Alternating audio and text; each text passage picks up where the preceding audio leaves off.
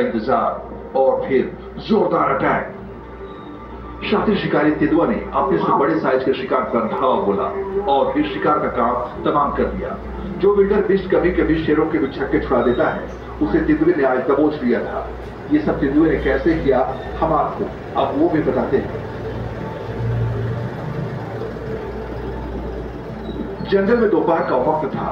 खिली खिली धूप में विल्डर बीस्ट आराम फरमा रहे थे और आंखों में चमक रही शिकारी यानी कि तेंदुआ घात लगाकर बैठा था। शिकार के लिए पोजीशन लिए तेंदुए को मौके की तलाश थी। सामने से शिकार भी शिकारी को देख रहा था और उसे उम्मीद नहीं थी कि तेंदुआ उस पर हमला करेगा।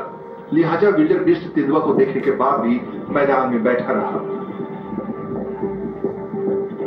काफी देर तक इंतजार करने के बाद जब तेंदुए को इस बात की तसल्ली हो गई कि अब शिकार पर हमला करने का सही वक्त आ चुका है, तब उसने पहले अपने टारगेट को लॉक किया और फिर शिकार पर हमला बोला, ताकि उसके हमले के बाद जब शिकार के झुंड में भगदड़ मचे तो अपने टारगेट शिकार को आराम के साथ दबोच सके। और हुआ भी ऐसा ही।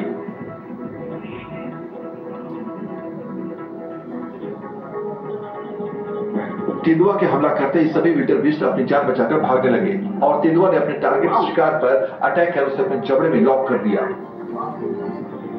अब विल्डर बीस्ट तेंदुए की गिरफ्त में था। उसने खुद को छुड़ाने की बहुत कोशिश की, लेकिन तेंदुआ ने उसकी गर्दन में अपने दांत गड़ा दिए थे।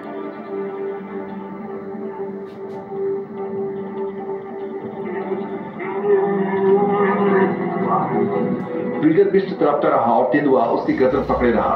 विल्डर बीस्ट ने अपने पैरों से भी तेंदुआ पर हमला करने की कोशिश की, लेकिन उसका कोई फायदा नहीं हुआ। विल्डर बीस्ट तेंदुए से ज्यादा बड़ा होता है, लेकिन वो शिकारी नहीं होता। तेंदुआ ने अपने पंजों और जबड़ों से शिकार को दबोचे रखा और पकड़ जरा भी कमजोर होने नहीं दी।